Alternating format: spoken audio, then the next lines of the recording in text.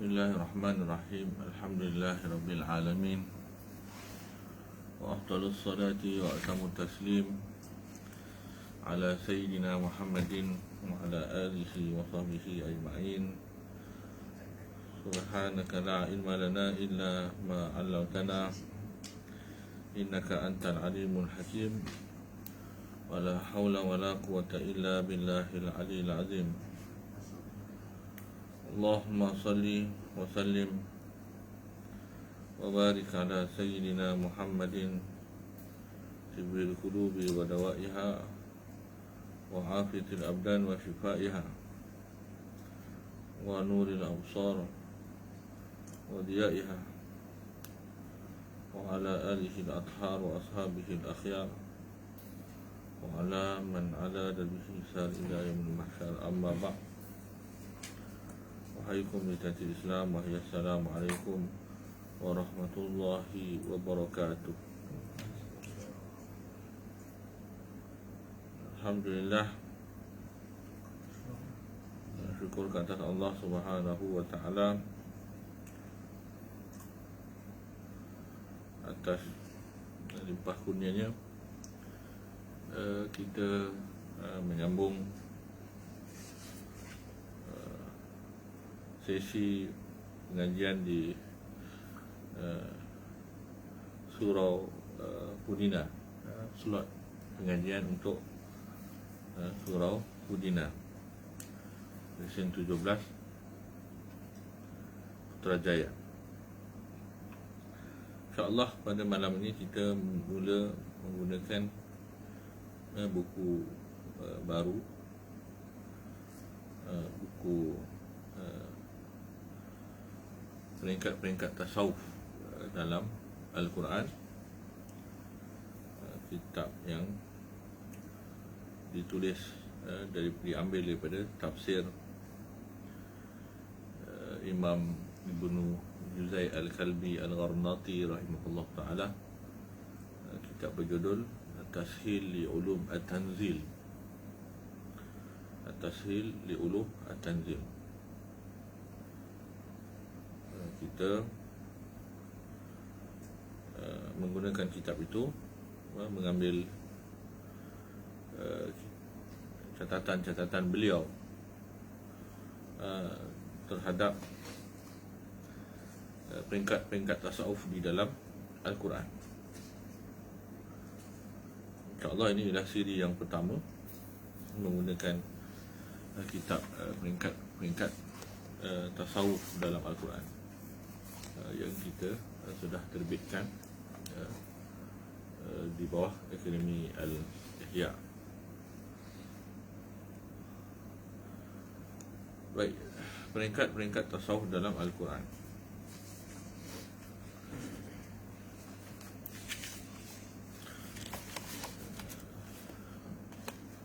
Sebagaimana yang umum mengetahui bahawasanya ilmu tasawuf ialah ilmu bahagian daripada ajaran Islam. Tasawuf, kedudukan tasawuf di dalam Islam boleh ditinjau dari tiga sisi. Pertama, tasawuf ditinjau dari sisi di manakah tasawuf dalam Islam boleh ditinjau dari sisi yang pertama, iaitu tasawuf ialah ihsan, bahagian ihsan daripada rukun agama, seperti mana yang disebut dalam hadis Jibril. Jadi tasawuf itu ialah ihsan dalam agama. Ada iman yang disebut berakidah, ada syariah yang disebut sebagai Islam, iaitu hukum amaliyah, praktikal, dan ada ihsan, ahwal, keadaan, kehambaan seseorang kepada Allah Subhanahu wa ta'ala. Maka tasawuf ialah ilmu yang membahaskan tentang ihsan. Kedua ialah aspek tasawuf ialah ilmu yang membahaskan tentang tugas Rasul yang ketiga. Seorang Rasul itu mempunyai 3 tugas utama. Rasulullah SAW itu tugas yang pertama ialah menyampaikan ajaran hukum hakam, tablighul ahkam, menyampaikan hukum hakam, mengajar manusia tentang hukum hakam dan akidah dan sebagainya. Kemudian tugas seorang Rasul juga ialah melaksanakan hukum itu, tanfiz al-hukum, melaksanakan hukum. Ini bahagian disebut sebagai siasah lah, bahagian politik, tanfiz al-hukum. Kemudian tugas Rasul yang ketiga ialah tazkiyatun nafs. Tazkiyatun nafs, menyucikan jiwa manusia. Dan inilah tasawuf. Jadi sisi pertama tasawuf ialah ihsan dalam hadis Jibril. Sisi yang kedua tasawuf ialah tugas Rasul yang membahaskan tentang tugas Rasul yang ketiga, iaitu tazkiyatun nafs. Dan yang ketiga tasawuf juga ialah hakikatus syariah, hakikat bagi syariah. Syariat itu ibadah dan tasawuf itu ialah ubudiyah, kehambaan di sebalik ibadah. Kalau fiqh membahaskan tentang kesempurnaan mendirikan solat, tasawuf membahaskan tentang keikhlasan, khusyuknya di dalam solat. Jadi tasawuf ialah hakikatul ihsan, hakikatul syariah. Dan fiqh ataupun syariah ialah syariatul hakikah, maknanya syariat bagi hakikat. Dan tasawuf ialah hakikatul syariah, hakikat bagi syariat. Maka dari sisi ini tidak mungkin ada tasawuf tanpa fiqh. Tidak mungkin ada tasawuf tanpa fiqh, kerana hakikat itu mesti ada zahirnya. Kerana dia hakikat bagi sesuatu. Jadi hakikat mesti ada zahirnya. Kalau tidak ada zahir, maka tidak ada sesuatunya, maka tidak ada hakikat. Jadi tasawuf ialah hakikat bagi syariat, maknanya ada syariat. Betul. Dalam sisi yang lain tasawuf ialah ihsan, an ta'budallah ka'annaka tarahu, kamu menyembah Allah seolah-olah kamu melihatnya. Jadi ihsan mesti ada sembah Allah, mesti ada ibadah. Dalam ibadah itulah adanya ubudiyah. Jadi tasawuf secara umumnya membahaskan tentang ihsan dalam hadis Jibril, membahaskan tentang tazkiyatun nafs yang merupakan cabang daripada tugas seorang Rasul, itu menyucikan jiwa. Dan yang ketiga tasawuf membahaskan tentang hakikatul syariah, membahaskan tentang sisi hakikatnya syariat. Jadi kerana itu ilmu ini diambil daripada Al-Quran dan hadis Nabi SAW. Ilmu tasawuf diambil daripada Al-Quran dan sunnah Nabi SAW. Cuma di dalam perbahasan pengajian ini kita akan menjelaskan sisi tasawuf itu sebagaimana ianya disebutkan di dalam Al-Quran, sesuai daripada tafsir yang ditulis dikarang oleh Imam Ibnu Juzai Al-Kalbi Al-Gharnati rahimahullah ta'ala, yang membahaskan bahagian ihsan ataupun bahagian tasawuf di dalam Al-Quran. Baik.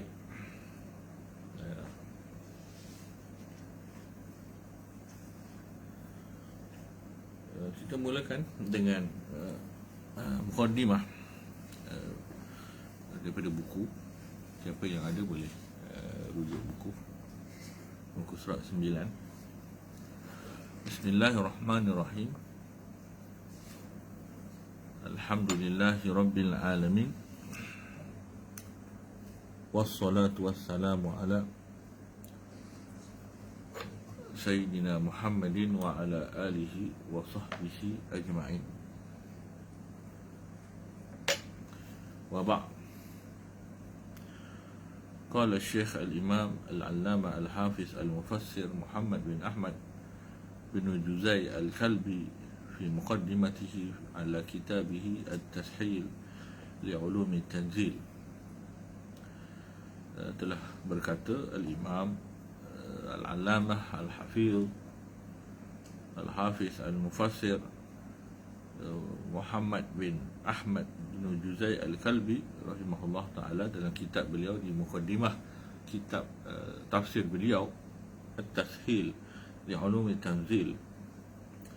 Wa amma tasawufu, adapun tasawuf itu, falahu ta'alluqun bil Qur'anil Karim, dia ada terkaitan dengan Al-Quranil Karim. Maknanya Al-Quran memang mengajar tentang tasawuf.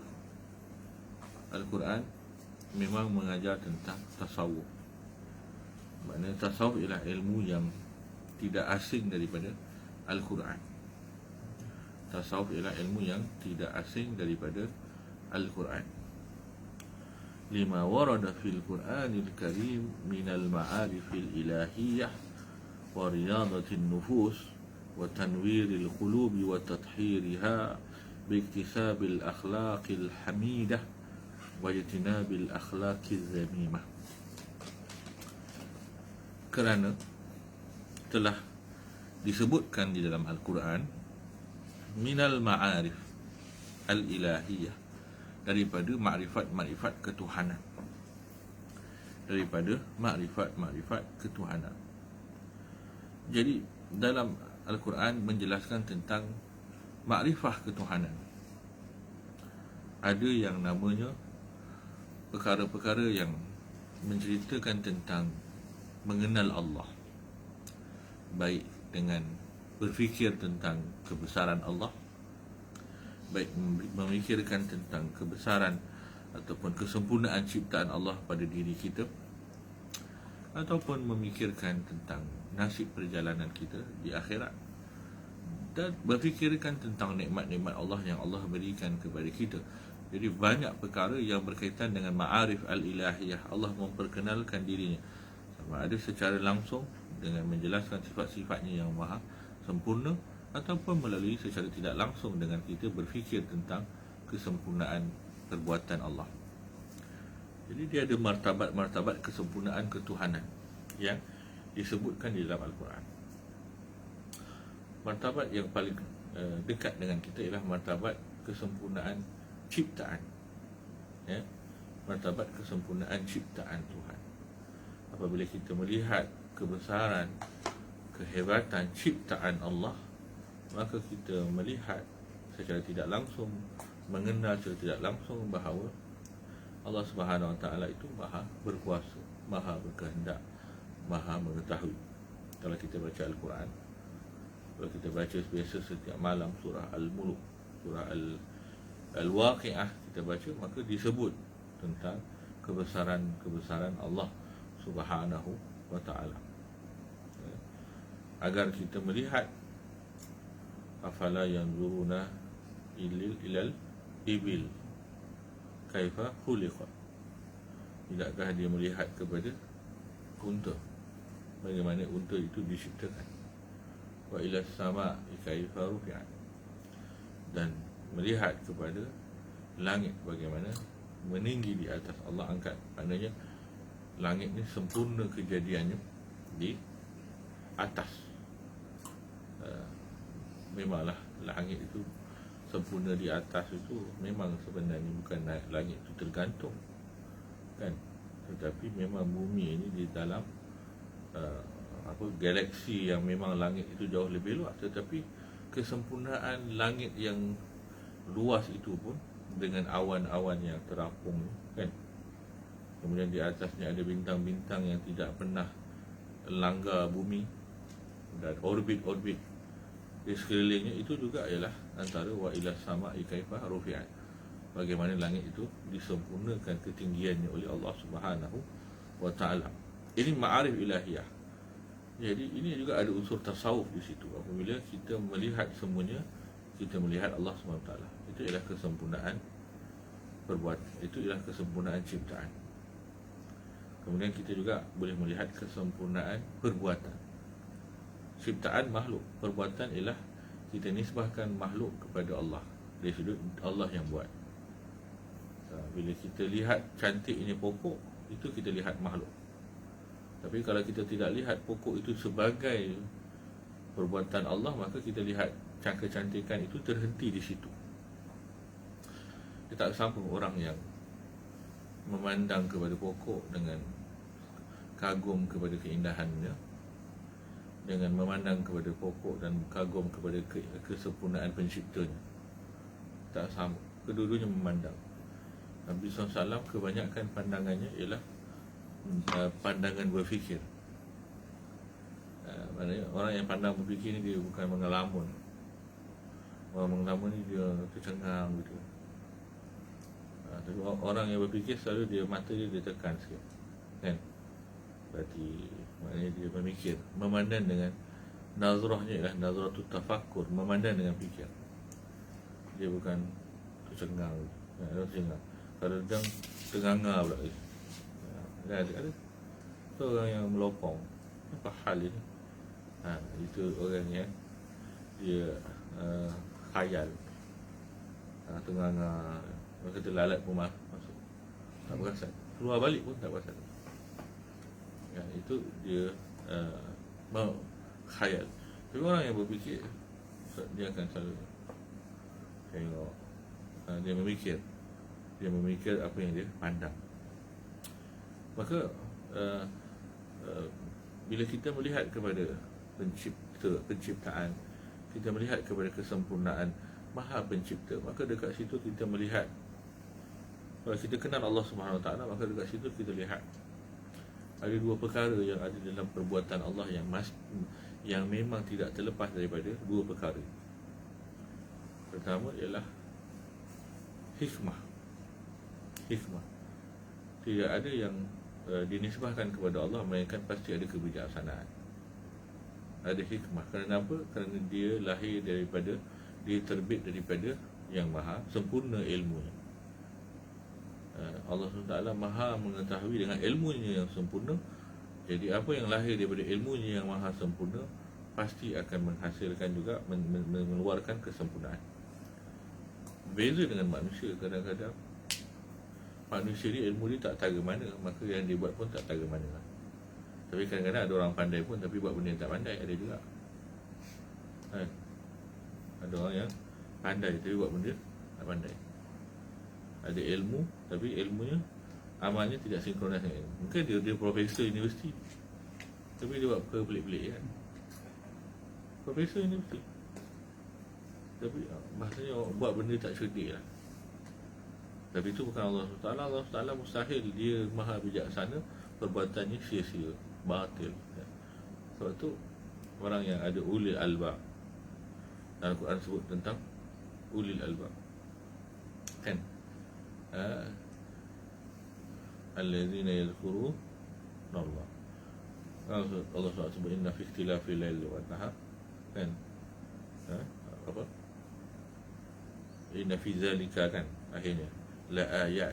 Itu semua ada tanda-tanda di ulil albab, bagi orang-orang yang ada akal, yang berfikir. Allazina yadhkuruna Allah, yang mana mereka ini berfikir, zikir kepada Allah, berdiri qiyaman wa qu'udan wa ala junubihim. Kemudian duduk baring zikir kepada Allah. Kemudian wa yatafakkarun, dia fikir apa? Fi khalqis samawati wal ardh, memikir tentang penciptaan langit dan bumi. Dia bukan sekadar tengok langit dan bumi, tapi memikirkan tentang kejadian langit dan bumi. Akhirnya apa dia kata? Ma khalaqta hadza batila, tidak engkau ciptakan ini semua sia-sia. Jadi dalam perbuatan Allah semuanya ada hikmah. Kita tak faham, itu masalah kita, bukan masalah Allah in the first place. Bukan Allah yang tak pandai, bukan Allah yang tak bijak, bukan Allah yang tak ada ilmu. Kita tak faham kenapa begini, kenapa begitu. Mungkin saja kita tidak mampu untuk memahami jawapannya. Sama macam kanak-kanak kecil ikut mak dia ambil PhD, masuk ke kuliah PhD, doktor melukis apa, equation, betul equation, matematik tu nama, equation matematik ni, equation, A, B, C tambah Z, pusing sini, buat pi, J lah, macam-macam pusing. Tapi akhirnya jawapannya ialah X sama dengan 50 misalnya. Jadi anak yang tak pernah belajar matematik melainkan pakai kulit siput tu, dulu dia kira kulit siput, 5 tambah 2 pun ada kulit siput warna merah, ada kulit siput warna hijau. So 5 campur 2 jadi 7. Jadi anak yang levelnya situ, ketika dia tengok matematik dah mula ada ABCD, dia kira dah, inilah matematik ada ABCD ni kan. Lepas tu ada simbol lagi begini, simbol pi lah, simbol apa macam lagi. Jadi kalau dia tanya profesor macam mana X ni sama dengan 50, dia tak bersedia pun nak dengar jawapan dia. Level profesor tu dengan budak tu yang baru kira pakai kulit siput ni, dia memang bukan sekadar nak memahami, dia tidak bersedia pun untuk memahami. Jadi kebijaksanaan ataupun hikmah Allah SWT, hikmah yang tertinggi yang tidak mampu dicapai oleh manusia. Kerana itu jadi hamba ini tak semestinya kena faham semua benda. Minimum faham satu benda saja. Kamu tu hamba, maka jadilah hamba. Allah tu Tuhan, maka bertuhanlah Allah. Jadi kamu faham benda itu saja. Innama anta abdun fakun abdan lahu fi kulli ahwali. Innama anta abdun, kau ni hamba, fakun, maka jadilah abdan lahu fi kulli ahwali, dalam setiap keadaan. Selesai. Nukta ala satar, maknanya full stop. Yang kita perlu faham sebatas itu saja. Maka daripada keterbatasan itu kita akan keluar daripada keterbatasan. Tapi orang mencari jawapan di luar kehambaan, maka orang akan terbatas kepada perkara-perkara yang dia mampu fikir. Keterbatasan itu sebenarnya ialah apabila kita membataskan diri kita dengan cara kita. Dan Allah SWT tidak pernah satu masa pun menjadi Tuhan dengan cara kita.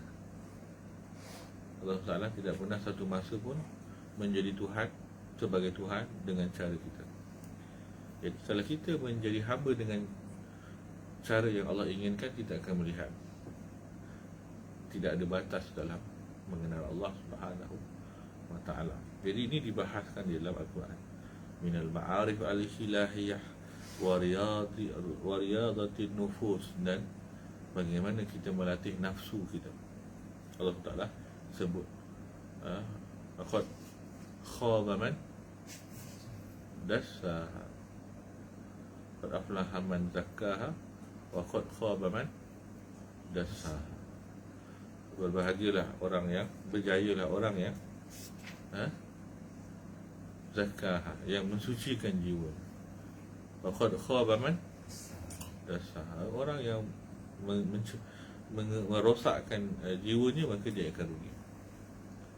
Jadi karakter kita, ada orang mengejar kesempurnaan, tetapi kesempurnaan yang sebenar ialah represent kepada apa yang kita bersendirian, seorang-seorang, tanpa mata memandang, tanpa telinga mendengar, tanpa sesiapa bercakap tentang kita, tetapi di situ masih ada Allah yang memandang. Ini kesempurnaan kita. Bukan pada ambil selfie, posing macam mana kan. Ada yang pakai kod lagi kan, pandang bawah, tengok jam. Jadi ataupun macam-macam lah dia punya gaya. Kesempurnaan kita bukan pada ketika manusia wah ini bukan tentang kalam mereka kepada kita, tentang kita, bukan ketika pandangan mereka kepada kita, bukan tentang apa yang mereka dengar tentang kita, tapi apabila kita bersendirian, tidak ada mata yang memandang, tidak ada telinga yang mendengar tentang kita, dan tidak ada perkataan manusia kepada kita, yang tinggal hanyalah Allah. Maka di situ kesempurnaan kita. Siapa kita ketika kita hanya dipandang oleh Allah. Dan kesempurnaan kita tak terpecah-pecah. Kesempurnaan kita tidak terpecah-pecah. Maknanya kalau kita buat komen pun, cakap sikit pun, kalau tidak ada like, tetapi Allah yang hargai, maka Allah lah segala-galanya. Kalau manusia semua like pun, tetapi Allah SWT tidak like, maka tak ada apa-apa nilai. Jadi bagaimana bersihnya, sempurnanya jiwa kita itu apabila kita bersih jiwa kita di hadapan pandangan yang satu. Ya, macam mana kita bersendirian dengan Maha Pencipta, dan Maha Pencipta memerhatikan kita dalam keadaan bersih. Dengan depan orang lain kita boleh pakai segala macam keindahan, boleh pakai segala macam keindahan. Minyak wangi orang bagi, jadi spray lah, 5 minit dah hilang pun spray lagi, tapi yang mahal insyaAllah, 3 jam insyaAllah. Spray minyak wangi lah, kan, bajunya cantik, semuanya, lighting pun pasang lagi, semua kita buat. Tapi kepada Allah SWT bagaimana kesempurnaan itu? Sebab Allah Ta'ala sebut innallaha la, Nabi SAW sebut innallaha la yanzuru ila suwarikum. Apa yang kita pandang dalam selfie kita, apa yang kita pandang dalam kita punya muka, dalam profile picture kita, apa yang kita pandang, apa yang orang lain pandang, itu Allah tak pandang pun. Apa yang Allah pandang? Apa yang dengannya kita pandang Allah? Apa yang dengannya kita pandang Allah? Apa yang Allah pandang? Apa yang dengannya kita pandang Allah, iaitu hati. Allah memandang tempat kita memandang Allah. Kita tidak pandang Allah dengan mata kita di dunia, kita tidak. Tapi kita pandang Allah dengan hati kita. Maka Allah memandang apa yang kita pandang Allah dengannya. Maka sebab itu Allah tidak bersesak-sesak kepada apa yang disesak oleh manusia. Manusia nak pandang rupa kau, so dia tinggal, biarlah, sepulanglah. Tetapi manusia tak boleh pandang hati kau, maka di situ aku pandang. Kau nak utamakan yang mana? Kau nak utamakan pandangan aku atau pandangan orang? Kita boleh tipu 1000 orang, termasuk diri kita pun kita boleh tipu, tapi kita tidak boleh tipu, tak boleh tipu Allah. Masyayikh selalu ingatkan kita, don't play games, jangan jangan cuba menipu Allah SWT. Macam orang-orang munafik, orang munafik, yukhadi'un Allah walladzina amanu, mereka kan menipu Allah dan orang-orang beriman. Wa ma yakhda'una illa anfusahum wa ma yash'urun. Mereka tidak menipu diri mereka, melainkan diri mereka, dan mereka tak tahu, tak sedar pun. Kenapa mereka tak sedar mereka menipu diri sendiri? Fi qulubihim marad, di hati mereka ada penyakit. Maka mereka berinteraksi dengan hati mereka yang sakit kepada Allah.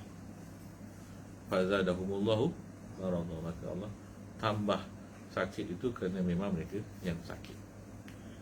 Jadi Al-Quran membahaskan tentang riyadhatun nufus wa tanwiril qulub. Bagaimana bila jiwa itu sudah diriyadhah, maka hati kita itu sudah menjadi mata yang boleh digunakan. Kita nafsu ni ialah jiwa yang dikuasai oleh hawa. Kalau dalam bahasa istilah nafs ini ialah jiwa yang dikuasai oleh hawa. Dia ada 3 nama bagi diri kita. 3 nama bagi diri kita. So-called insan. So-called insan betul. Yang dinamakan manusia itu apa dia? Kan? So-called insan. So-called insan ialah roh, qalb dengan nafs. Roh, qalb dan nafs itu 3 benda merujuk kepada satu benda. Roh, qalb iaitu hati kita, jantung hati kita yang bukan jasmani, jantung hati rohani tu, dan nafs. Ini semua Allah khitab diri kita. Diri kita. Insan itu ini. Kesemuanya satu benda yang sama. Roh, diri kita. Jiwa, nafs, diri kita. Qalb, hati, diri kita. Tetapi dia dinamakan nafs sering merujuk kepada apabila dikuasai oleh hawa, kerendahan keinginan, maka dia disebut sebagai nafs. Bila dia dikuasai oleh hawa nafsu, maka disebut sebagai innan nafsah la'ammaratum bisu'. Kenapa jiwa sentiasa mengajak kepada keburukan? Sebab nafs ini merujuk kepada selalunya dikuasai oleh hawa. Orang bagi hawa nafsu, hawa yang menguasai nafsu. Kemudian juga dinamakan sebagai qalb. Qalb dinamakan sebagai qalb kerana ketika itu dia berbolak-balik antara kebaikan dengan keburukan. Maknanya apabila nafsu itu sudah lawamah, maka itu disebut sebagai qalb. Qalb ni ialah unsur dalam diri kita yang berbolak-balik. Betul Allah Nabi SAW doa, ya musabbital qulub, sabit qalbi ala dini. Sabit qalbi ala dini. Padam. Sabit qalbi ala dini. Syukran. Sabit qalbi ala dini. Maknanya tetapkan hati aku di atas agama. Jadi hati ni berbolak-balik. Ya musabbital qulub, ya muqallibal qulub, yang membolak-balikkan hati. Sabit qalbi ala dini. Tetapkan hati kami di atas jalan agamamu. Kemudian dinamakan sebagai roh. Diri kita ni dinamakan sebagai roh ini. Roh ini ialah karakter yang sempurna itu. Diri yang sempurna itu disebut sebagai roh. Yas'alunaka 'anil ruh, qul ruh min amri rabbi. Bila Allah nisbahkan roh kepada Allah, roh ini ialah nisbahnya kepada Allah. Allah kata qul ruh min amri rabbi, tentang urusan Allah. Jadi apabila karakter jiwa sudah sempurna, nafsul mutmainnah, qalbun salim, maka disebut sebagai roh. Jadi kita itu roh. Sebab tu rohani ni ialah unsur malaikat. Unsur malaikat. Jadi orang bersihkan dirinya, tanwirul qulub ni, mencerahkan hati kita supaya dengannya kita memandang Allah SWT, wa tathhiriha, dan mensucikannya biktisabil akhlaqil hamidah, dengan bersifat dengan sifat-sifat yang baik, wajtina bil akhlaqil zamimah, dan menjauhkan diri daripada akhlak-akhlak yang buruk. Jadi karakter kita ni ialah karakter luar biasa. Maknanya diri kita ni dia kena sentiasa ke tengah. Dia baik ni, dia bukan baik ke buruk. Kalau akhlak kita keluar daripada pertengahan, maka dia buruk. Sama ada dia terlebih ataupun dia terkurang. Karakter kita ni dia masih tengah-tengah. Kemudian dia meningkat di tengah-tengah. Dia meningkat di tengah-tengah. Dia tak boleh ke kanan, tak boleh ke kiri. Ini akhlak. Kalau kita ada kalau kita menguasai sifat kuasa, kita ada kepincangan kita melalui dua benda. Pertama melalui kekuatan syahwat, dan yang kedua melalui kekuatan ghadab. Kekuatan ghadab ni kekuatan marah. So dalam diri kita ni ada dua karakter besar. Satu, kuwatu syahwah, potensi syahwat. Potensi syahwat ni potensi kebinatangan. Kalau berlebihan, maka kita akan jadi karakter binatang. Kalau kurang, maka kita tidak akan ada semangat untuk berjalan dan hidup. Ataupun karakter yang kedua, dia panggil quwwah al-ghadab, kekuatan apa, ghadab, marah lah, marah. Kalau kita terlebih marah, jadi gangster, rebel, jadi jadi apa, something lah kan, langgar sini, langgar sana kan, jadi macam-macam binatang. Binatang jadi shark ke, dragon ke kan, kambing biri-biri ke, tak kisahlah apa nama binatang pun. Asal tu dia orang namanya binatang, pasal begitu kan, binatang buas kan sifatnya. Jadi naga kan, ada orang namanya naga, ada orang namanya harimau bintang, ada namanya kucing Parsi. Wallahu alam. So mereka akan jadi karakter-karakter binatang buas. Ini kalau berlebihan, kekuatan ghadab.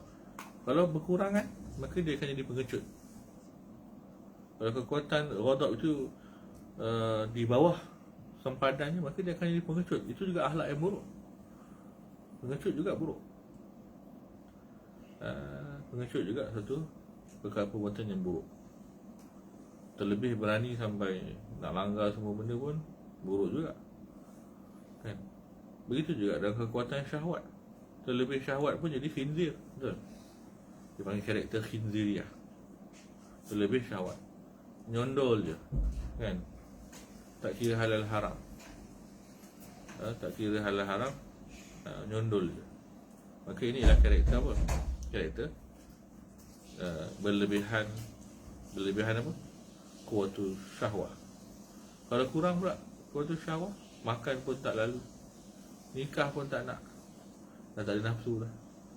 So inilah kelemahan juga akhlak. Makan pun tak lalu, minum pun tak lalu, semua pun tak lalu. Ini orang yang memang tak ada semangat nak hidup lah. Tak ada semangat nak hidup, dia jadi pasif. Pun satu kekurangan. Jadi pertengahannya ialah dekat pertengahannya lah tumbuhnya akhlak-akhlak tu, sabar, maknanya potensi ghadabnya di tengah-tengah, potensi syahwatnya di tengah-tengah, ditambah pula dengan potensi ilmu yang membawa kepada hikmah, maka dia akan membina adil. Keadilan tu akan menumbuhkan macam-macam akhlak. Orang yang orang yang jaga kekuatan ghadabnya, maka dia akan sabar. Orang yang jaga kekuatan ghadabnya, maka dia akan apa lagi? Dia akan menjadi pahlawan. Macam Sayyidina Ali kan, contoh, dia bunuh orang tetapi berperang. Tapi kalau orang ludah kepada dia kan, dia sarung pedang. Kalau kita lagi ludah, lagi pancung habis-habisan kan, ludah pula, memang nak kena ni kan. Kita begitu. Tak, Sayyidina Ali boleh simpan balik kerana dia tak nak bunuh kerana marah. Maka dia betul-betul berlawan kerana karakter keadilan itu. Ya. Maka akhlak ni sebenarnya begitu, bagaimana menengahkan karakter kita. Karakter semua dah ada. Kita ke sini sikit je, dia akan jadi akhlak buruk yang lain. Jadi sini je, dia akan jadi akhlak buruk yang lain. Dia akan berangkai-rangkai daripada ke sini dan ke sini. Ya. Dia akan berangkai-rangkai daripada ke sini dan ke sini. Ya. So itu masalahnya ialah pada bagaimana nak menengahkan, nak menengahkan apa yang sepatutnya di tengah. Kalau kita belajar dalam ilmu akhlak, makin tengah akan menumbuhkan pokok-pokok akhlak yang lebih sempurna. So dia akan ada 3 potensi yang menjadi pertengahan. Pertama, potensi apa? potensi ghadab tadi, kemudian masuk dengan potensi syahwat yang dipertengahkan. Potensi ghadab yang dipertengahkan, dia akan tumbuh syaja'ah, keberanian, bertempat lah. Kemudian potensi syahwat yang ditengahkan, maka dipanggil sebagai iffah. Iffah ni afif lah, yang menjaga kesucian dirinya, bukan tak ada nafsu, tetapi makan tak berlebihan dan sebagainya, letakkan di tempatnya. Kemudian ditambah dengan potensi yang ketiga yang sempurna, iaitu potensi ilmu. Potensi ilmunya sempurna, maka potensi ilmu ni akan menengahkan semua ini dan menjadikan semuanya hikmah. Dia akan bertindak dengan syahwatnya dan bertindak dengan ghadabnya secara hikmah. Itu sebenarnya akhlak itu ialah bagaimana menengahkan akhlak itu.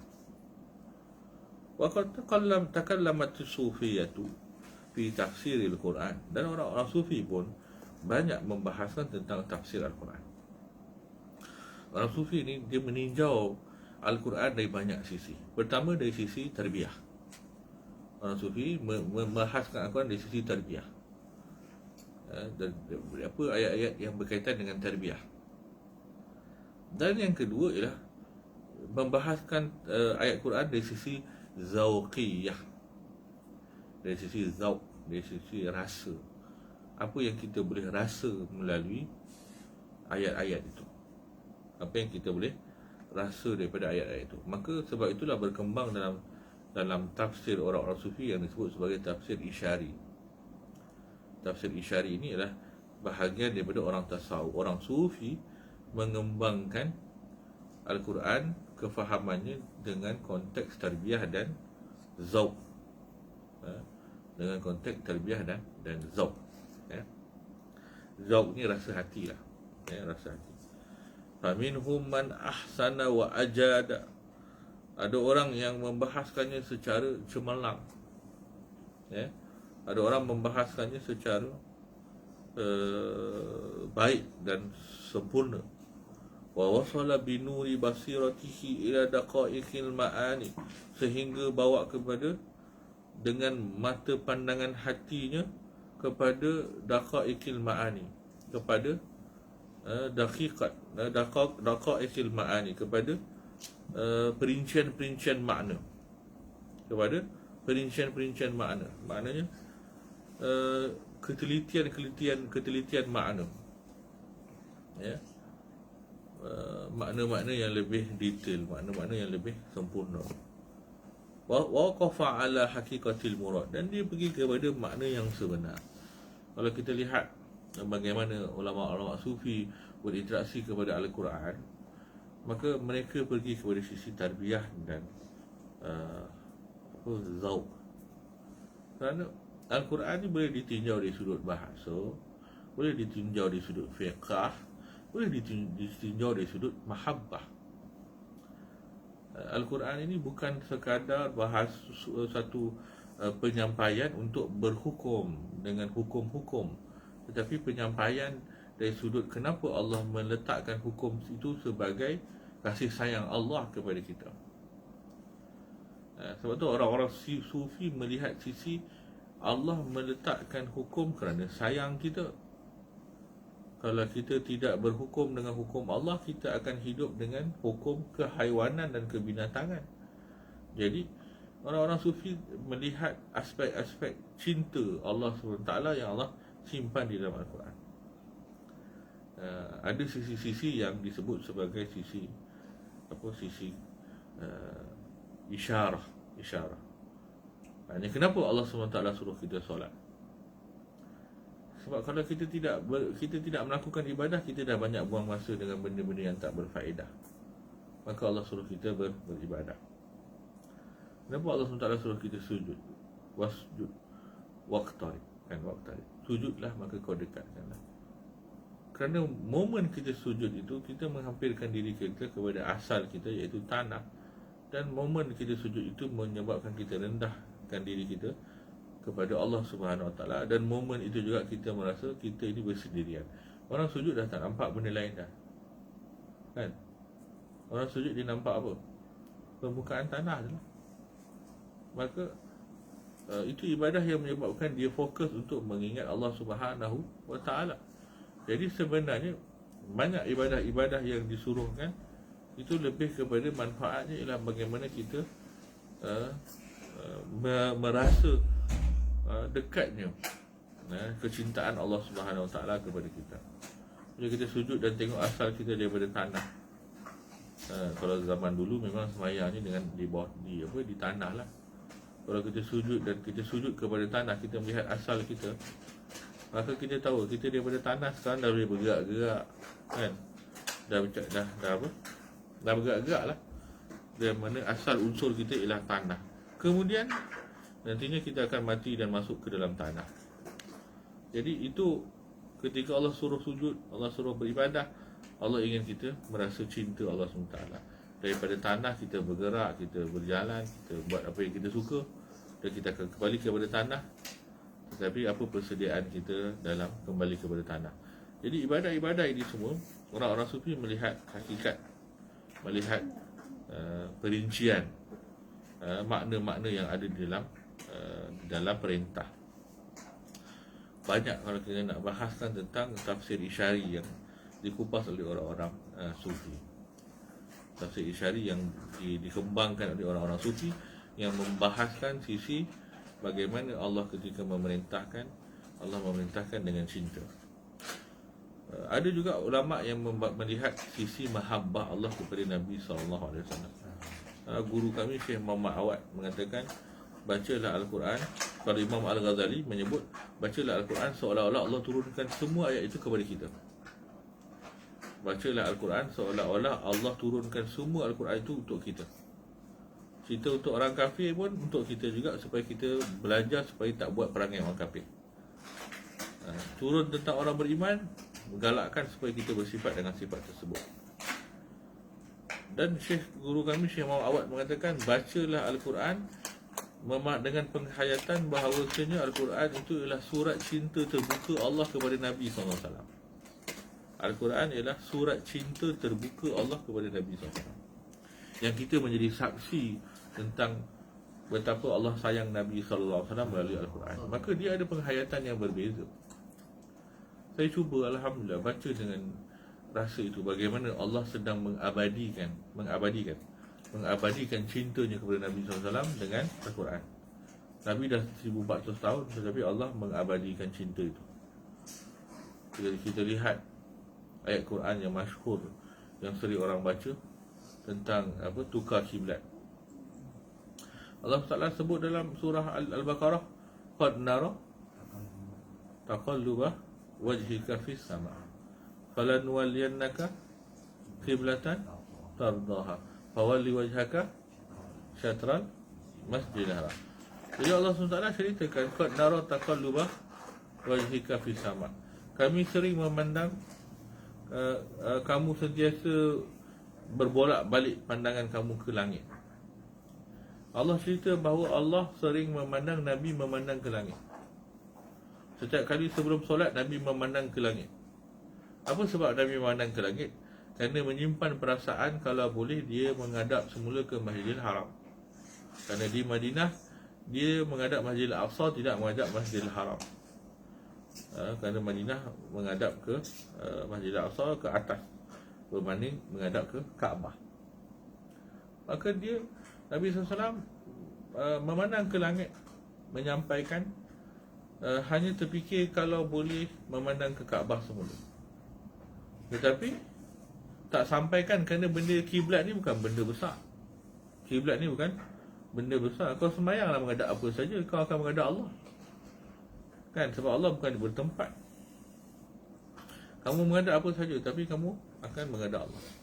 Tetapi kerana kecintaan Nabi SAW ingin memandang kepada Kaabah dan kiblat, Kaabah itu ialah kiblat yang Nabi suka untuk pandang, maka Allah SWT ceritakan perkara itu dan berlaku tak peristiwa pertukaran Kaabah. Tetapi Allah cerita bukan sekadar perintah untuk memandang Kaabah, tapi Allah cerita kenapa Allah tukar Kaabah itu, tukar kiblat. Kalau bukan kerana cinta, maka tidak berlakunya peristiwa itu.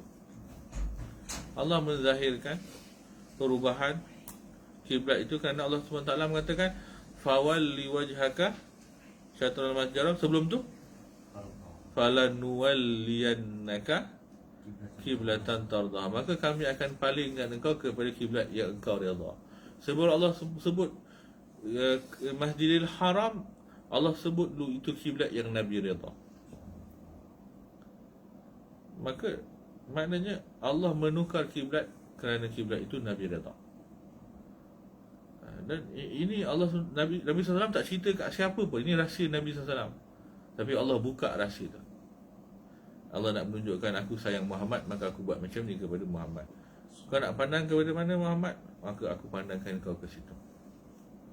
Maka kerana itu besarnya nilai sahibul maqam, insan yang dimakamkan di Masjid Nabawi.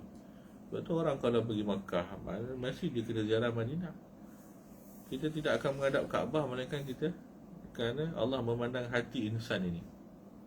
Kalau bukan kerana hatinya memandang ke Kaabah, kita pun tidak memandang ke Kaabah sebagai kiblat.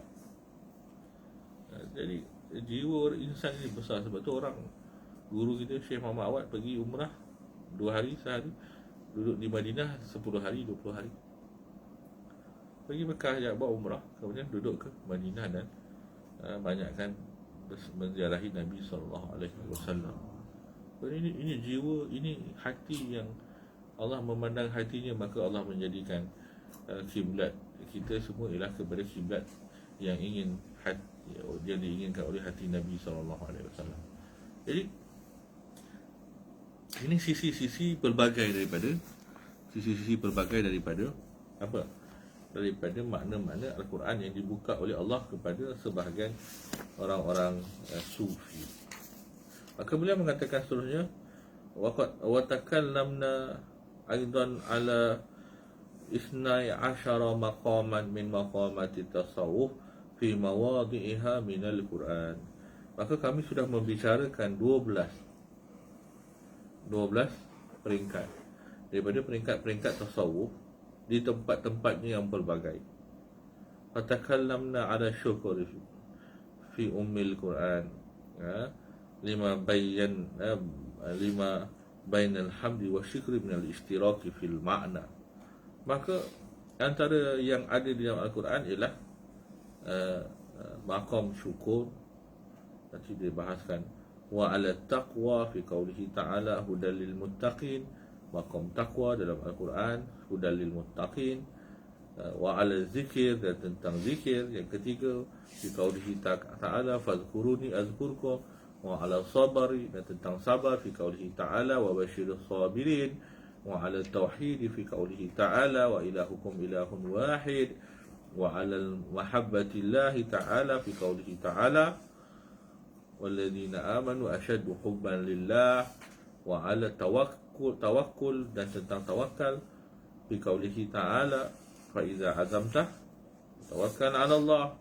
Dan tentang wa 'alal muraqabati fi qawlihi ta'ala, dan tentang sifat muraqabah dalam firman Allah SWT, innallaha kana 'alaikum raqiba. Dan wa 'alal khawfi war raja, dan tentang takut dan harap fi qawlihi ta'ala wad'uhu khaufan wa tama'a. Berdoalah kepada Allah takut dan harap. Tamak tu haraplah. Wa 'ala taubah, dan tentang taubat fi qawlihi ta'ala wa tubu ilallahi jami'a. Wa 'alal ikhlas, dan tentang ikhlas fi qawlihi ta'ala wa ma umiru illa liya'budullaha mukhlisina lahuddin. Jadi ada berapa situ? 12 lah. Syukur, takwa, zikir, sabar, tauhid, mahabbah, tawakal, muraqabah, takut dan harap, takut dan harap, taubat dan ikhlas. 12.